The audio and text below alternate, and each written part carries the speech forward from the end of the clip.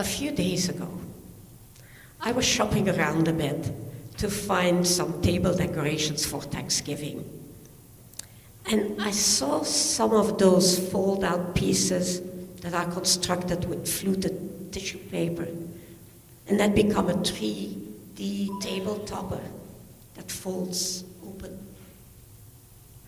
There were basically two types: a turkey or a cornucopia, or horn of plenty. I found it interesting that these two are rather inconsistent with one another. You never see a horn of plenty that is spilling over with corn, vegetables, fruits, and a turkey. These two things relate to different traditions. So I was wondering then, where does that image of the horn of plenty or the cornucopia actually come from? I never looked that up. I just always took it for granted that it's part of our culture.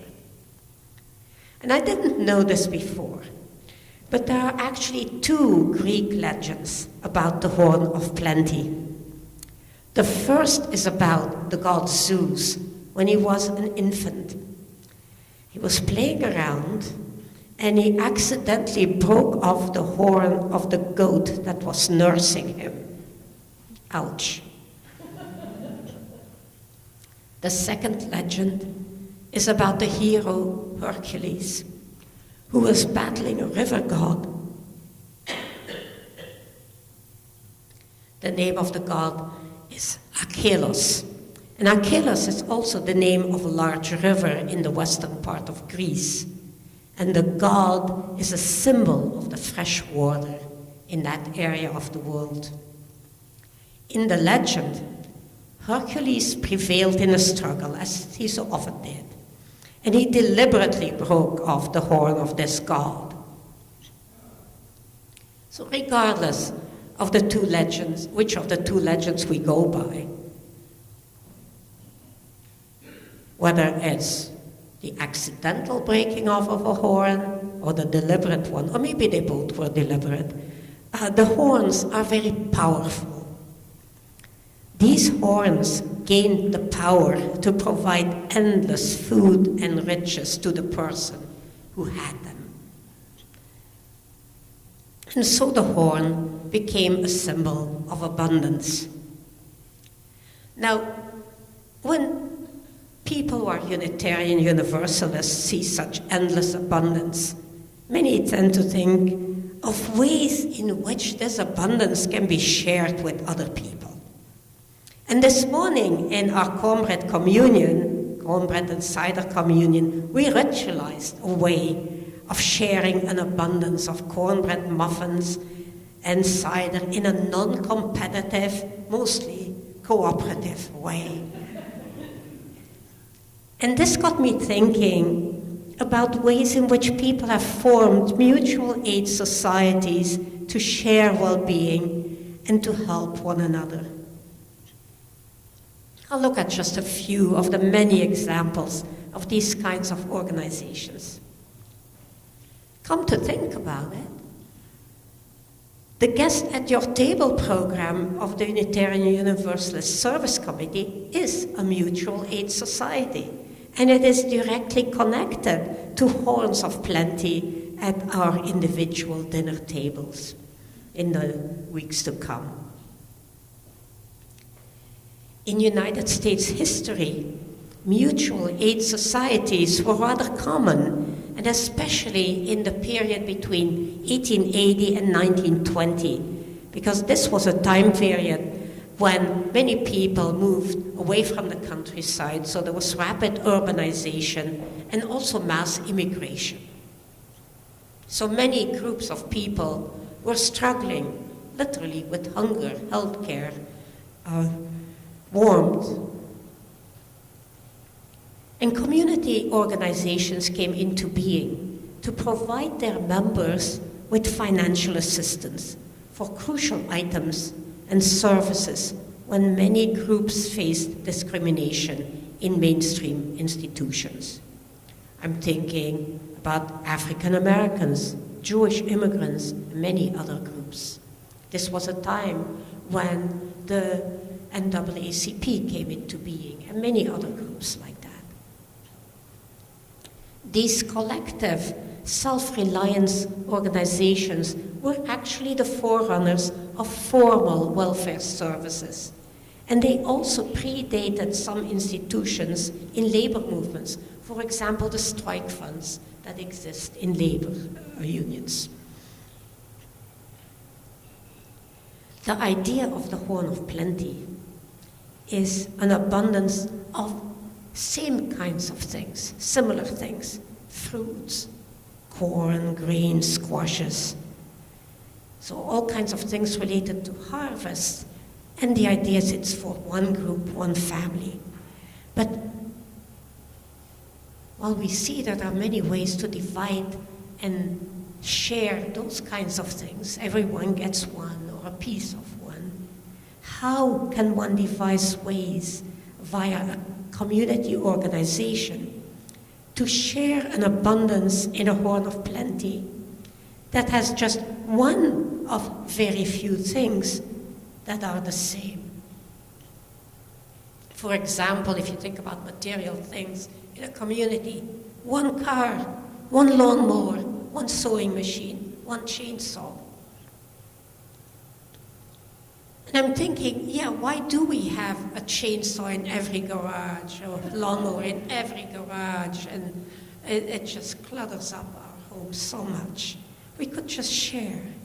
And in some communities that were in the satellite countries of what used to be the Soviet Union, there were many places, many communities, many villages that found themselves in such situations of lack of plenty in that sense, scarcity of particular kinds of goods. In East Germany, for example, there were communities where finally, after being on a waiting list for a long, long period of time, one family was allowed to buy a car. They were very happy, but so was everybody else in the community, because that car became the community car. A lawnmower would similarly make the rounds, and families would make a schedule of who would be able to use it when. The cooperative situation also was a mutual aid society. It was informal mostly. Sometimes it was formalized with lists, sign-up sheets and things like that, but it was largely informal. Cooperation and sharing were key to making this work. There was no waste, no needless duplication of things that were needed in the community. Much of that has disappeared nowadays. Many of these places, most of them, have become quite capitalist, and now everybody has an electric lawnmower and a car and what have you, chainsaws and so on. It's not so easy to organize mutual aid societies in the kinds of communities we have today. In the 1990s, I belonged to a group that called itself, don't laugh, the Skunk Creek Mutual Aid Society. We also tried to share the use of things like expensive tools, like a rototiller was in our rotation list. But most of all, we were an old-fashioned food co-op in which we bought food items in bulk at low prices, and then each family committed to purchasing one of these items, or 2 or 10. Sometimes this would get totally out of hand. And I remember having 24 packages of papadoms because nobody else in our group wanted to buy more than just a few. And after a few months, I really started to dislike them. I think when I moved out of that house, I still found some packages hidden in the back of a drawer. What's more, my house was the delivery spot for the huge truck that dropped off crates of items regularly. if other participants in the group did not pick up their items expediently, they would just sit around in the front room of this house. Some people nowadays have a front room that has all their Amazon packages that they have bought impulsively, and they have no time or inclination to open them. They don't even know anymore what's what. But these kinds of cooperative societies require that the members are punctual, that they pay their share of the bills, that they help carry the boxes, that they help scrape the ice from the steps when the deliveries come in the winter time, and that they generously buy a few more shares than they would really prefer to help their neighbor who can only pay for a few. I think our mutual aid society existed for about 10 years. And at that time, the big distributor warehouse that we were buying the bulk foods from went out of business in a very capitalist kind of way. So the Skunk Creek Mutual Aid Society is no more. Each and every one of its members now pays a lot more for their basic food items. So it was a good time while it lasted. Actually, mutual aid is a term that was introduced supposedly by Peter Kropotkin in 1902. So it's right in the middle of that period I was talking about when mutual aid societies were so active. And Peter Kropotkin was a Russian anarchist philosopher who was very active in the early 20th century. And he wrote a book, that's why the name, the title or the term is attributed to him. His book is Mutual Aid, and the subtitle is quite intriguing.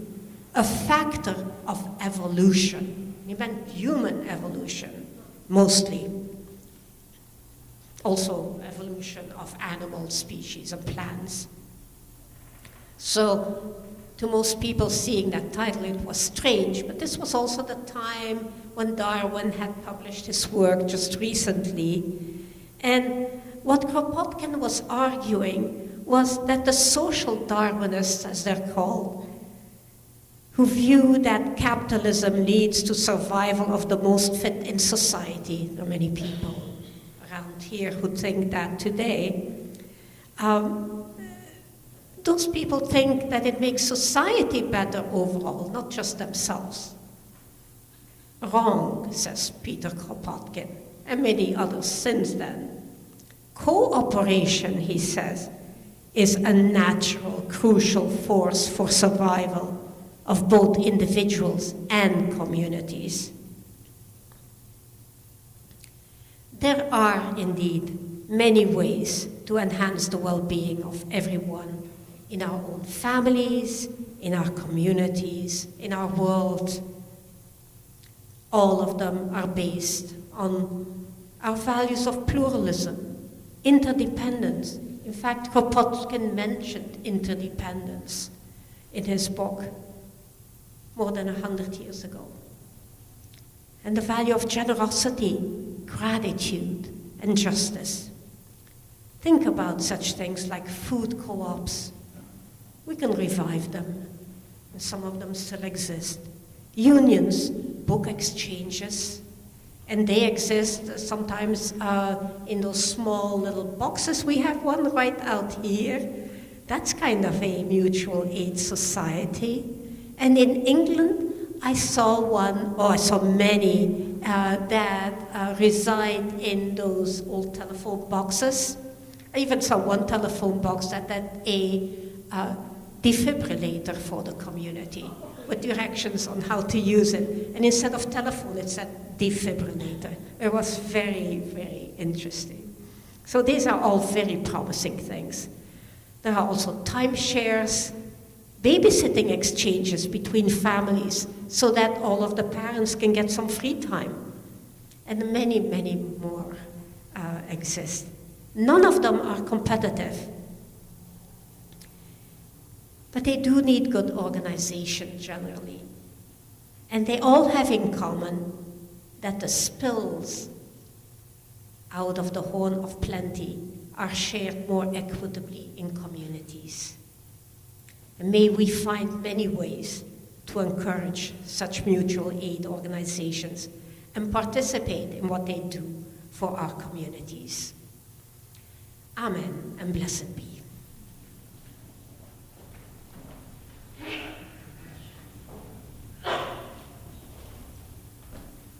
Let us now join in rising body or spirit to sing our closing hymn, number 128, For All That Is